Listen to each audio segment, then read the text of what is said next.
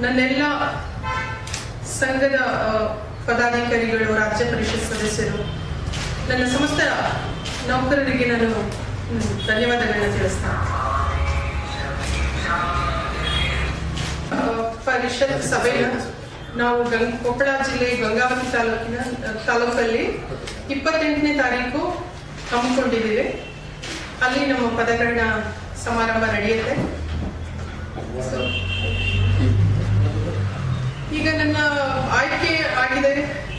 So ಮುಂದಿನ ದಿನಗಳಲ್ಲಿ ನಮ್ಮ ನೌಕರರ ಏನು ನ್ಯಾಯಯುತ ಬೇಡಿಕೆಗಳಿದೆ ಅದರ ಸಂಬಂಧ ನಾನು ಎಲ್ಲ ರಾಜ್ಯದ ಮೂಲೆ ನನ್ನ ಆಫೀಸ್ಗಳು ಎಲ್ಲೆಲ್ಲಿದೆ ಅಲ್ಲಿಗೆ ನಾನು ಪ್ರವಾಸ ಕೈಗೊಂಡು ಅವರ ಏನು ಕುಂದುಕೊರತೆಗಳಿದೆ, ನ್ಯಾಯಸಮ್ಮತ ಬೇಡಿಕೆಗಳಿದೆ, ಅದರ ವಿಚಾರವಾಗಿ ನಾನು ಎಲ್ಲ ಸರ್ಕಾರದ ಮಟ್ಟದಲ್ಲಿ ಸಮಾಲೋಚನೆ ಮಾಡಿ ಮಾನ್ಯ ಮುಖ್ಯಮಂತ್ರಿಗಳ ಗಮನಕ್ಕೆ ತಂದು, ನಮ್ಮ ಮಿನಿಸ್ಟರ್ಗಳು ಹೇಳಿದ್ದಾರೆ ಅವರ ಗಮನಕ್ಕೆ ತಂದು ನಾನು ಅದನ್ನೆಲ್ಲ ಕಾರ್ಯರೂಪಕ್ಕೆ ತರಕ್ಕೆ ನನ್ನ ಪ್ರಾಮಾಣಿಕ ಪ್ರಯತ್ನ ಮಾಡ್ತೀನಿ ಅಂತ ನಾನು ಇಲ್ಲಿ ಭರವಸೆಯನ್ನು ಕೊಡ್ತಾ ಇದ್ದೀನಿ.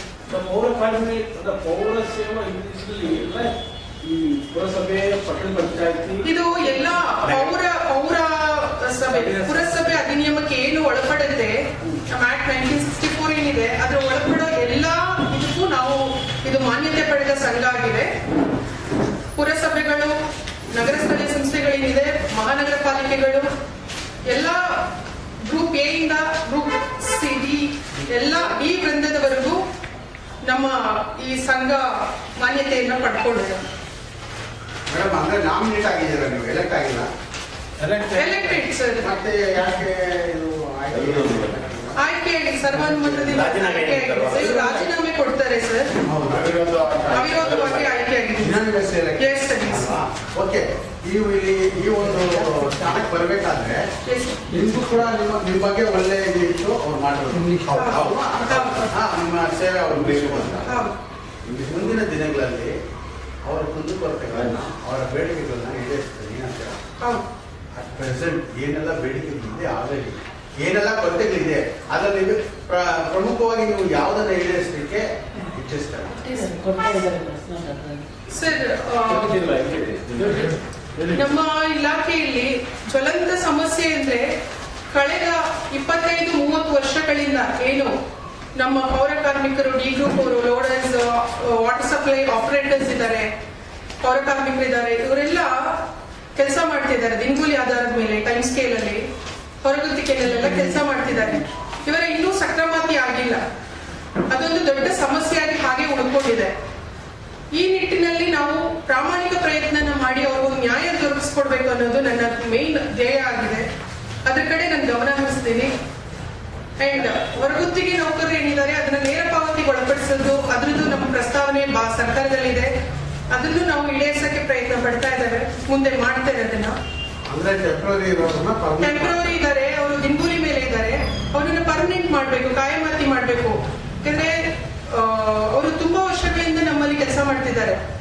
ಅವರಿಗೆ ಡೆತ್ ಆಯ್ತು ಅಂತಂದ್ರೆ ಅವ್ರಿಗೆ ಪರ್ಮನೆಂಟ್, ಅವ್ರ ಮಕ್ಕಳಿಗೆ ಕಾಯಂ ಇದು ಅನುಕಂಪ ನೇಮಕಾತಿ ಇಲ್ಲ.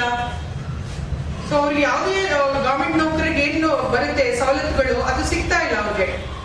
ಹಾಗಾಗಿ ಅದನ್ನ ಅವ್ರಿಗೆ ಪರ್ಮನೆಂಟ್ ಮಾಡೋದ್ರ ಮುಖಾಂತರ ಅವ್ರಿಗೊಂದು ನ್ಯಾಯ ಒದಗಿಸಿದ್ರೆ ಮುಂದಿನ ದಿನಗಳಲ್ಲಿ ಎಲ್ಲ ಯಾರಿಗೂ ಏನು ನಮ್ಮ ಇಲಾಖೆಯಲ್ಲಿ ಸಮಸ್ಯೆಗಳು ಬರದಂತೆ ನಾವು ನೋಡ್ಕೋಬಹುದು.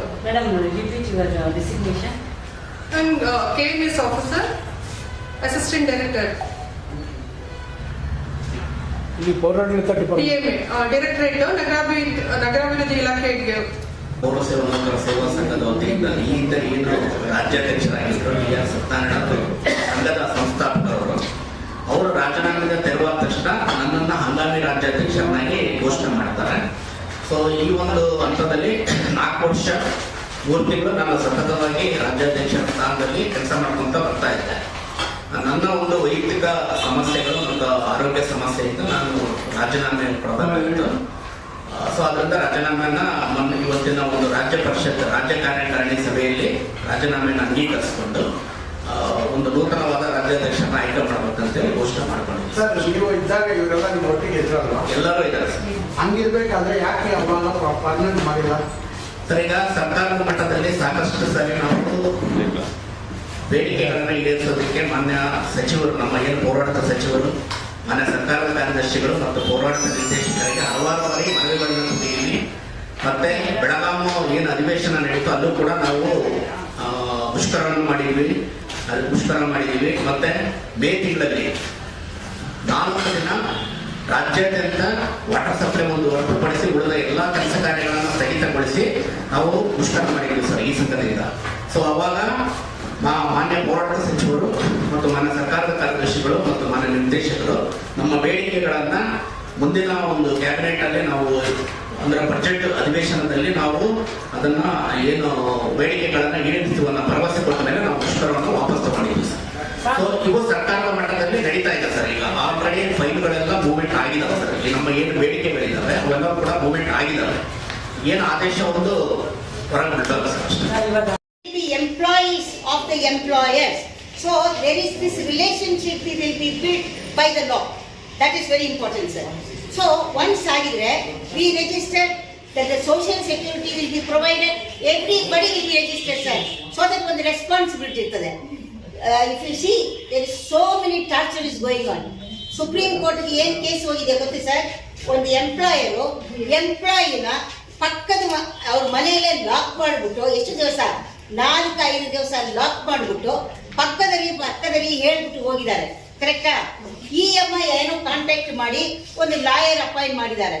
So when they went to the police station, they found out this girl is locked for 4 to 5 hours in the house without any food, without any contact.